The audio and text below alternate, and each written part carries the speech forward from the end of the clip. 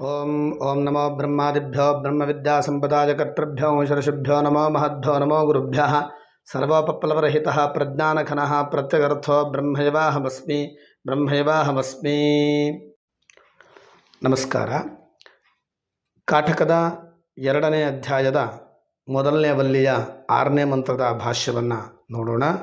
ಯಹ ಕಶ್ಚಿನ್ ಮುಮುಕ್ಷು ಪೂರ್ವಂ ಪ್ರಥಮಂ ತಪಸಃ ಜ್ಞಾನಾದಿಲಕ್ಷಣಾತ್ ಬ್ರಹ್ಮಣ ಇತ್ಯೇತತ್. ಯಾವ ಮುಮುಕ್ಷುವೇ ಆಗಲಿ ಅಥವಾ ತಪಸ್ಸಿನಿಂದ ಅಂತಂದರೆ ಬ್ರಹ್ಮದ ಜ್ಞಾನವೇ ಮುಂತಾದಂತಹ ರೂಪದ ತಪಸ್ಸಿನಿಂದ ಅಂತ ಅರ್ಥ.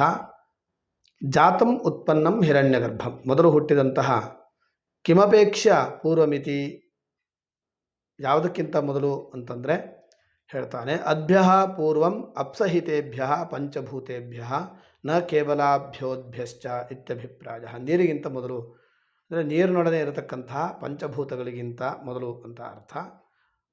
ಪೃಥಿವ್ಯಪ್ತೇಜೋ ವಾಯುರಾಕಾಶ, ಪೃಥಿವಿ ಭೂಮಿ, ಅಪು ನೀರು, ತೇಜಸ್ಸು ಸೂರ್ಯ, ವಾಯು ಗಾಳಿ, ಆಕಾಶ, ಈ ಪಂಚಭೂತಗಳಿಗಿಂತ ಮೊದಲು ಹುಟ್ಟಿರತಕ್ಕಂಥವನು ಅಂತ ಅರ್ಥ. ಬರಿಯ ನೀರಿನಿಗಿಂತ ಅಂತ ಅಭಿಪ್ರಾಯವಲ್ಲ. ನ ಕೇವಲಾಭ್ಯೋದ್ಭ್ಯ ಇತ್ಯಭಿಪ್ರಾಯ.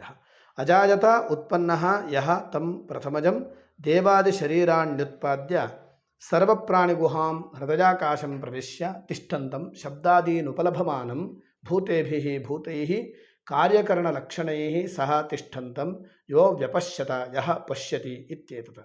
ಯ ಏವಂ ಪಶ್ಯತಿ ಸ ಏತದೇವ ಪಶ್ಯತಿ ಯತ್ ತತ್ ಪ್ರಕೃತಂ ಬ್ರಹ್ಮ. ಹೀಗೆ ನೀರಿಗಿಂತ ಮೊದಲು ಅಥವಾ ಪಂಚಭೂತಗಳಿಂದ ಮೊದಲು ಹುಟ್ಟಿದವನು ಯಾವನೋ ಆ ಪ್ರಥಮಜನಾದಂತಹ ಮೊದಲು ಹುಟ್ಟಿರತಕ್ಕಂತಹ ಹಿರಣ್ಯಗರ್ಭನನ್ನು ದೇವಾದಿ ಶರೀರಗಳನ್ನು ಉಂಟು ಮಾಡಿ ಎಲ್ಲ ಪ್ರಾಣಿಗಳ ಗುಹೆಯನ್ನು ಅಂದರೆ ಹೃದಯಾಕಾಶವನ್ನು ಕೂಡ ಹೊಕ್ಕಿ ಇರುವವನಾಗಿ ಶಬ್ದವೇ ಮುಂತಾದಂತಹ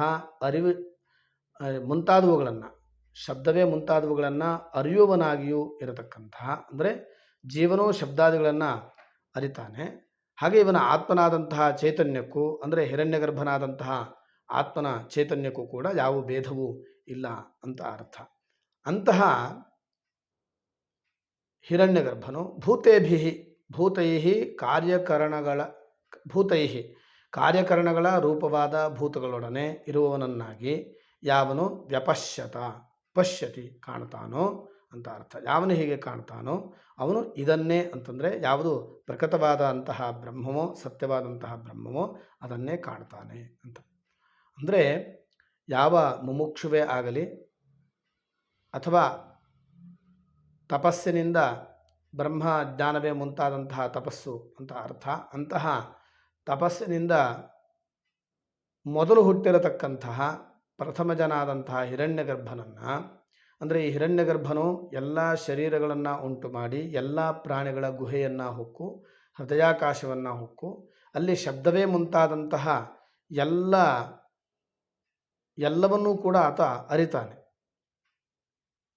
ಅಂತಹ ಹಿರಣ್ಯಗರ್ಭನನ್ನು ಯಾವನ ಕಾಣ್ತಾನೋ, ಅಂದರೆ ಏನು ನಾವು ಜೀವನ ಅಂತ ನಾವು ಹೇಳ್ತೀವೋ, ದೇಹದಲ್ಲಿ ಇದ್ದುಕೊಂಡು ಶಬ್ದಾದಿಗಳನ್ನು ಯಾವ ಜೀವನ ಅರಿತಾನೋ ಅವನಿಗೂ ಕೂಡ ಚೈತನ್ಯ ಸ್ವರೂಪದಲ್ಲಿ ಇರತಕ್ಕಂಥ ಯಾವ ಆತ್ಮನಿದ್ದಾನೋ ಅಂತಹ ಆತ್ಮನಿಗೂ ಮತ್ತು ಈ ಹಿರಣ್ಯಗರ್ಭ ಏನಿದ್ದಾನೋ ಹಿರಣ್ಯಗರ್ಭನಾದಂತಹ ಆ ಆತ್ಮನ ಚೈತನ್ಯಕ್ಕೂ ಕೂಡ ಯಾವ ಭೇದ ಇಲ್ಲ, ಯಾವ ಭೇದವೂ ಕೂಡ ಇಲ್ಲ ಅಂತ ಅರ್ಥ. ಈ ಹಿರಣ್ಯಗರ್ಭನನ್ನು ಅರಿತುಕೊಂಡ್ರೆ ಅವನು ಪ್ರಕೃತವಾದಂತಹ ಬ್ರಹ್ಮನನ್ನೇ ಅಂದರೆ ಆತ್ಮಜ್ಞಾನವನ್ನೇ ಅರಿತುಕೊಂಡ ಹಾಗೆ ಅಂತ. ನಮಸ್ಕಾರ.